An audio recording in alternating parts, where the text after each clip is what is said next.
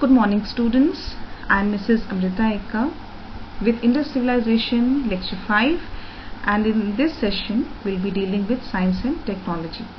Students, आज हम फिर Lecture 5 में सिंधु सभ्यता के विज्ञान और प्रौद्योगिकी के बारे में हम चर्चा करेंगे। सिंधु सभ्यता एक नगरीय सभ्यता थी और इसका प्रमाण हमें बहुत सारे जो अवशेष प्राप्त हुए हैं इनके माध्यम से हमें मिलती है। इस सभ्यता में विज्ञान और तकनीक के क्षेत्र में उल्लेखनीय प्रगति हुई और इसके बारे में जो प्रमाण मिलते हैं उसकी चर्चा हम एक एक करके करेंगे। सबसे पहले लिपि के बारे में हम चर्चा करेंगे। यहाँ के निवासियों ने एक चित्रात्मक लिपि या चित्र लिपि का आविष्कार किया था, लेकिन अभी तक पूरी तरह से इसे अभी तक डेसिफर या पूरी तरह से भी पढ़ा नहीं जा सका है और बहुत सी मुद्राएं या मोहरें मिली हैं जिन पर ये चित्रलिपि अंकित थी। मोहरों के बारे में मैंने पहले भी चर्चा की थी कि ये मोहरें बहुत सारी मोहरें प्राप्त हुई हैं और लगभग इन मोहरों में 270 चिन्ह हैं जिनमें विभिन्न प्रकार के मनुष्यों, जानवरों और पक्षियों के चित्र हैं।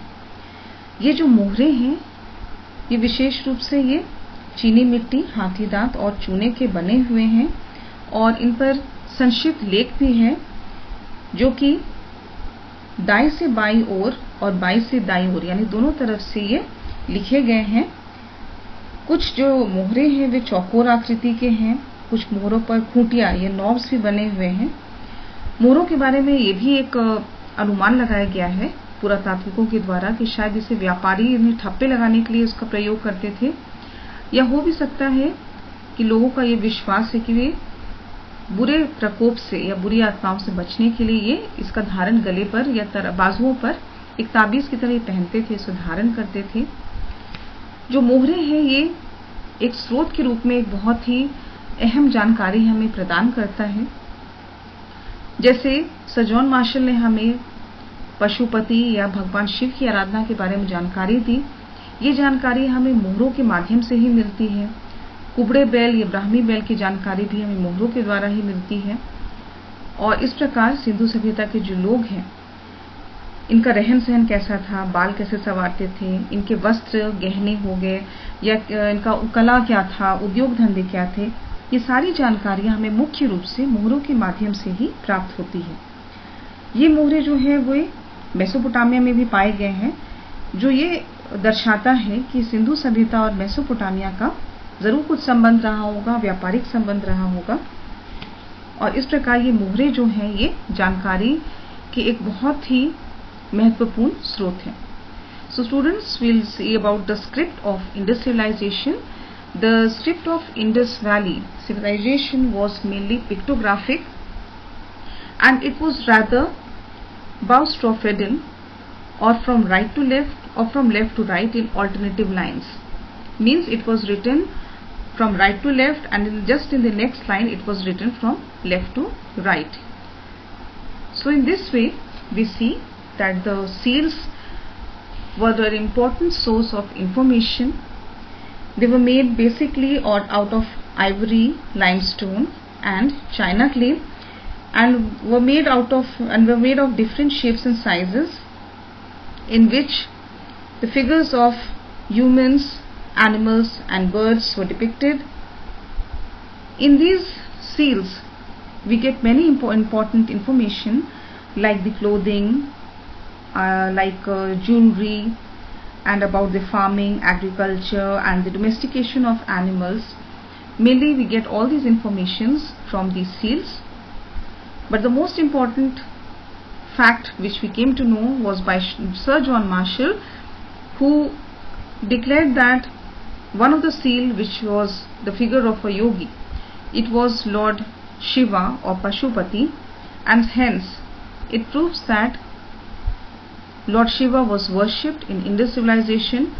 So all this information we get from all these seals. There were about 270 you can say figures or symbols in pictographic script of Indus civilization, and these seals have also been found in Mesopotamia, which proves that there was a relationship or trade relations between Mesopotamia and Indus civilization.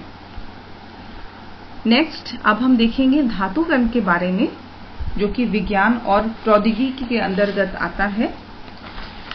Sindhu सभ्यता में मुख्य रूप से लोथल से तांबे की मूर्तियां मिली हैं, कांसे की मूर्तियां मिली हैं, लेकिन इनसे सबसे महत्वपूर्ण है मोहनजोदाड़ो से कांसे की एक नर्तकी बाला की मूर्ति मिली है। इससे ये प्रतीत होता है या ये इस बात को सिद्ध करता है कि वे लोग धातु को ढालने की या उसको पिघलाने की विधि से परिचित थे। जैसा कि तांबे और टिन को मिलाकर कांसा तैयार किया जाता है, वे इस विधि से परिचित थे, जो इस बात की ओर संकेत करता है कि वे कांसा बनाने की तकनीक से परिचित थे। So students, next point will be dealing with metal work. The people of Indus Valley were very much, you can say, talented, and they knew the method of alast wax. That means they knew how to mold the bronze and make many statues and figures out of it. The biggest example was the dancing girl of Mohenjo-daro, in which the dancing girl was made out of bronze in a posture of a dancing posture, and other figures was also made out of it. Hence it proves that they were aware of the method of molding the bronze and metals. अब तीसरा हम point देखेंगे, जो कि है वाहन के बारे में।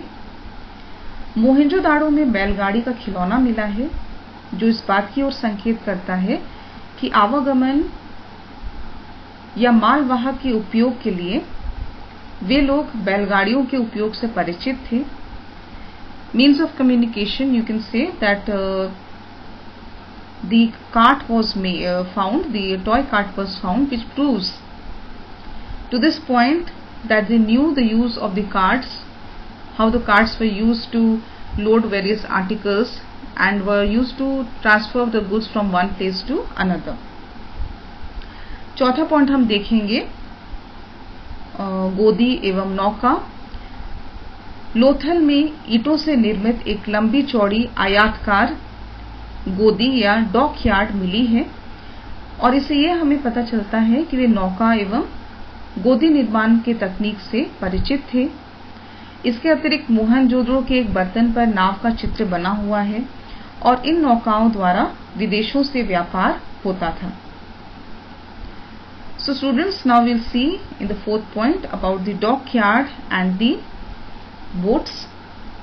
The people of Indus civilization, they knew how to make boats, and the evidence which are found, the pictures which are made on the utensils, and the dockyard which is mainly found in Lothal, it proves that they knew how to use boats, how to construct it, and they used to transfer goods from one place to another and have trade with other countries through the means of waterways to other countries, and they use boats for this purpose.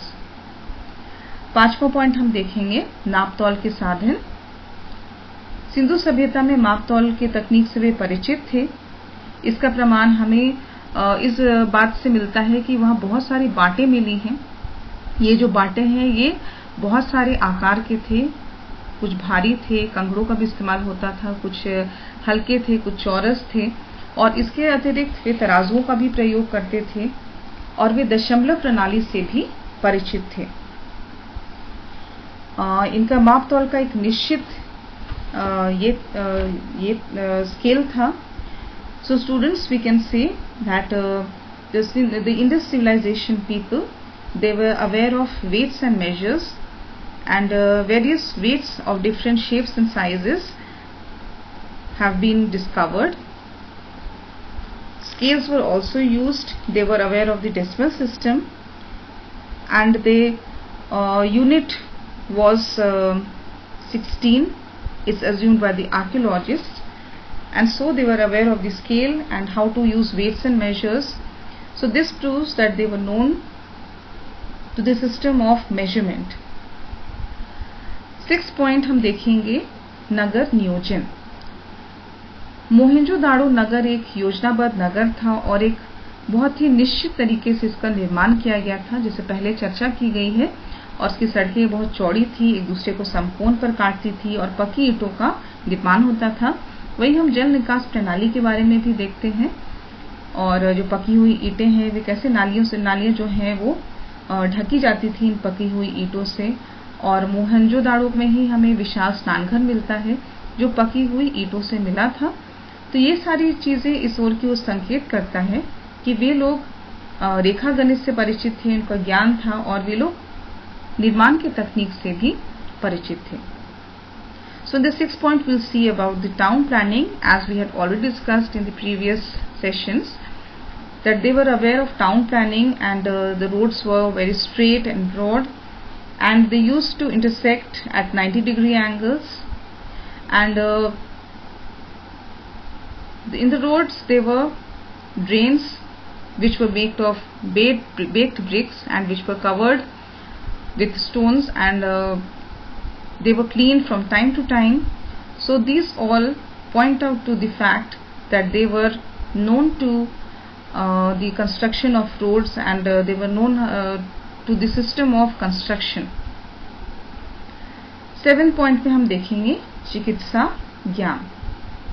Sindhu सभ्यता में जो भी अवशेष मिले हैं उसमें हमें मोहनजोदाड़ो से शिलाजीत के कुछ टुकड़े मिले हैं। शिलाजीत जो है वो बहुत सारी बीमारियों के को ठीक करने में बहुत काम आता है, और यहाँ पर हमें ऐसे बहुत सारे कुछ अवशेष मिले हैं जिससे ये पता चलता है कि उन्हें चिकित्सा विज्ञान से भी वे परिचित थे। कालीबंगा में भी एक व्यक्ति का मस्तिष्क या कपाल प्राप्त हुआ है, एक अस्थिपंजर मिला है, जिससे ये प्रतीत होता है कि इसे मस्तिष्क शोथ की बीमारी थी। अतः ये संभव है कि वे मस्तिष्क की बीमारी से भी संबंधित ये लोग शोध करते थे, ये परिचित थे। So in the 7th topic or 7th point we'll see about the Indus Valley people, how they knew how to cure people or cure diseases, about medicine and surgery. So the people of Indus Valley, they mainly used shilajit, or it was a herbo mineral known as bitumen. According to the archaeologists, they knew or they were known to the use of shilajit or bitumen, and they used it to cure various diseases.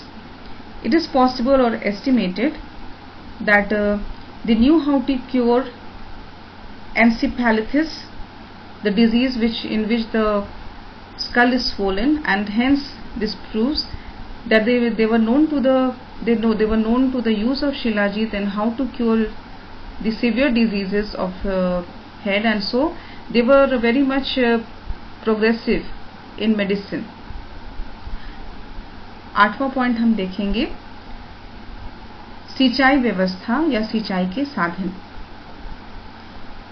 Sindhu सभ्यता के लोग जलाशय, कुओं और नहरों का प्रयोग करते थे और इन्हीं के माध्यम से सिंचाई की जाती थी, और इन्हीं के माध्यम से खेतों में पानी दी जाती थी और खेती का प्रयोग होता था।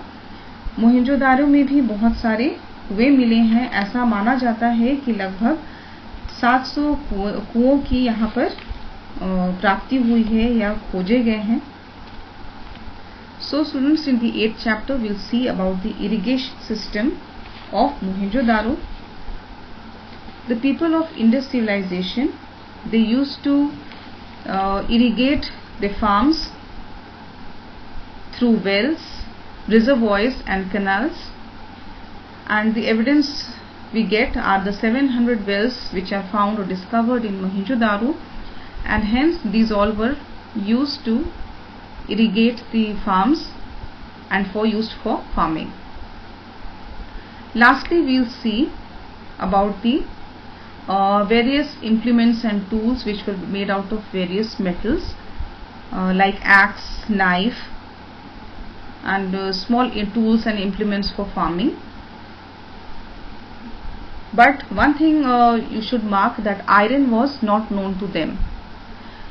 आखिरकार हम ये देखेंगे कि सिंधु सभ्यता, जिसे कांस्यकालीन सभ्यता भी कहा जाता है, इसमें बहुत सारे धातुओं का प्रयोग होता था और यहाँ के जो लोग हैं वे बहुत सारे उपकरणों का प्रयोग करते थे, उसका निर्माण करते थे, जैसे कि कुल्हाड़ी, चाकू, बर्छी, हंसिया आदि शस्त्रों का निर्माण करते थे। लेकिन यहाँ पर एक चीज जो आपको नोट करना है कि वे लोहे से परिचित नहीं थे। वे लोहे से परिचित नहीं थे और वे बाकी जो उपकरण बनाते थे वे कांस्य से, दूसरे धातुओं से अवश्य बनाते थे, लेकिन लोहे से परिचित नहीं थे। So students, in this session we dealt with the seals, mainly the script and the science and technology. So all these shows that the progress of science and technology was quite advanced in Indus civilization, and they were very much known. They had a good deal of knowledge about science and technology, about various methods, and they had good knowledge about various metals as well. तो हम इस session में देखते हैं कि सिंधु सभ्यता के जो लोग हैं वे बहुत सारी विज्ञान की बातों से परिचित थे, काफी इसमें अग्रसर थे, काफी प्रगति की हुई थी विज्ञान इस काल में। और नगर जो योजना है और जो कांस्य का प्रयोग है या जो शस्त्र हैं, इसे ये सारी चीजों से ये प्रतीत होता है कि सिंधु सभ्यता के लोग विज्ञान के क्षेत्र में भी काफी प्रगति कर चुके थे। So that's all for this session. So till the next class, thank you.